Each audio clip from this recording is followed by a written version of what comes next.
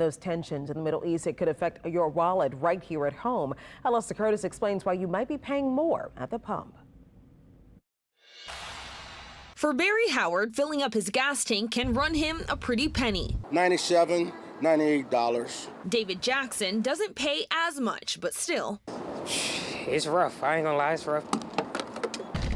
And it could get even more expensive. What's happening over in the Middle East could cause gas prices right here at home to go up. Wealth manager Derek Williams says the price of oil barrels has been teetering in the uncertainty. There was a spike in oil of, I think it was about $73, $74 a barrel. And then when we thought there was going to be a de-escalation, you saw it go back to kind of like that $70 a barrel. He says the $70 to $75 per barrel was translating to a few cents more at the gas pump. 20 to 30 cent increase. Monday around the metro area, many of the stations we saw had gas under $3. The Shell on Broad, $2.89.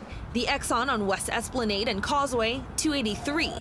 And $2.99 at the Chevron on Rampart. You're not going to see the big kind of jump in, like $1 more or anything like that if it stays in kind of that $70 to $75 a barrel range. But it could, Williams says, if Iran decides to close the Strait of Hormuz, price per oil barrel could jump to $100. Gas per gallon go from 50 cents to $1 more. It's unclear if Iran would do that, but if they do, Emergency and Security Studies Program Director at Tulane University, Michael Wallace, says it'll blow back on Iran. They're cutting their own neck because that's where their oil comes out too.